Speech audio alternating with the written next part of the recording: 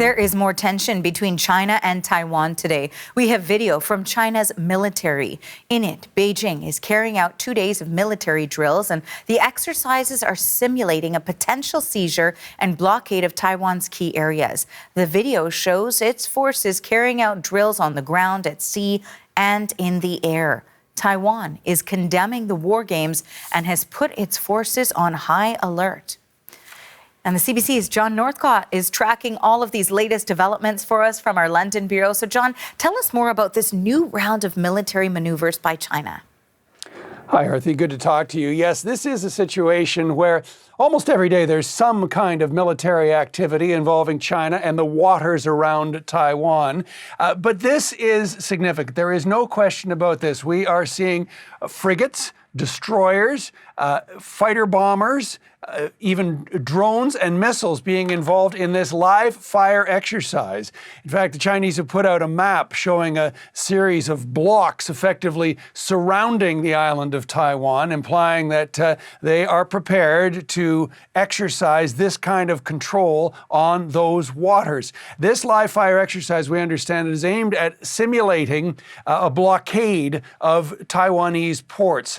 This is the first day. We understand there are going to be more and perhaps increasing use of military tomorrow. Taiwan, of course, upset about this, saying simply that this not only affects their sovereignty and their security, but also has a potential effect on the security of the entire Indo-Pacific region. And there's no question there has been a regular Chinese buildup in that area since 2022.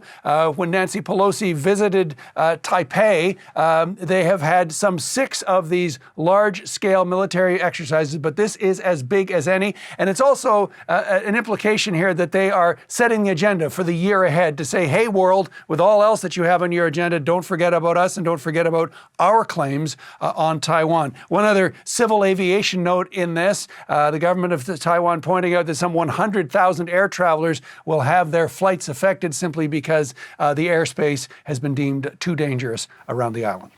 And now, John, Beijing isn't saying specifically why it's doing this now, but the dynamic with Japan and the U.S. might have something to do with that. So what can you tell us on that front? That's right, Arthi. They are simply pointing the finger at Taiwan. But what we've seen is the Americans pledged to give sell some $11 billion in arms to Taiwan. If that deal goes ahead, and Congress has to approve it, but it's possible, more than likely, in fact, that it will be approved, that would be the largest such sale to Taiwan by the Americans. Also, Japan, new conservative prime minister in Japan, and she has, in an unprecedented move, said that should China move in some substantial way against Taiwan, she could be prepared to use her country's military. And that really is the first time that Japan in the post-war era has said something quite that strong aimed at China. Arthi. John, thank you for this. That is the CBC's John Northcott in London.